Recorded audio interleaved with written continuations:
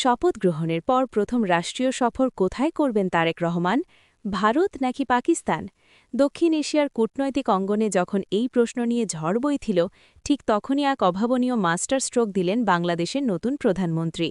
মোদির ব্যক্তিগত চিঠি কিংবা পাকিস্তানের লোভনীয় প্যাকেজ সবই পাশ কাটিয়ে তিনি বেছে নিলেন এক শান্ত ও নিরপেক্ষ গন্তব্য।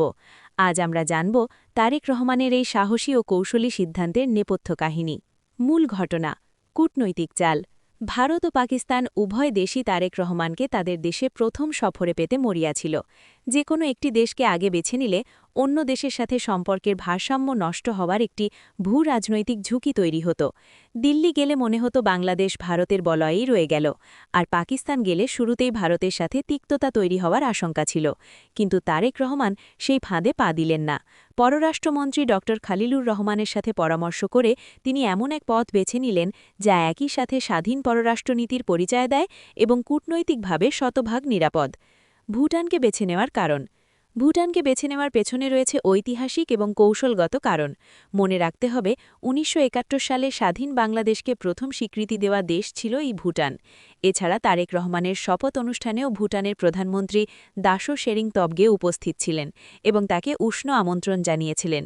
সার্কভুক্ত কোনো দেশ দিয়ে সফর শুরু করা প্রমাণ করে যে ঢাকা এখন আর কোনো একক পরাশক্তির আজ্ঞাবহ নয়। বাংলাদেশ এখন সব প্রতিবেশীকে সমান মর্যাদা দেয়। অভ্যন্তরীণ চমক ও সংস্কার। শুধু কূটনৈতিকই নয়, দেশের ভেতরেও বড় ধরনের চমক দেখাচ্ছেন তারেক রহমান।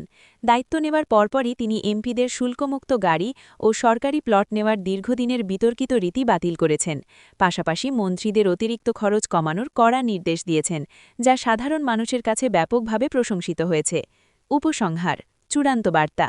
একদিকে বিলাসবহুল সুবিধা বাতিল করে প্রশাসনের স্বচ্ছতা নিশ্চিত করা, অন্যদিকে ভারত পাকিস্তানের রশি টানাটানি এড়িয়ে নিরপেক্ষ ভুটানকে বেছে নেওয়া, সব মিলিয়ে তারেক রহমান স্পষ্ট বার্তা দিচ্ছেন যে কোনো দেশের দাদাগিরি নয়, তার সরকারের একমাত্র লক্ষ্য এখন সবার আগে বাংলাদেশ।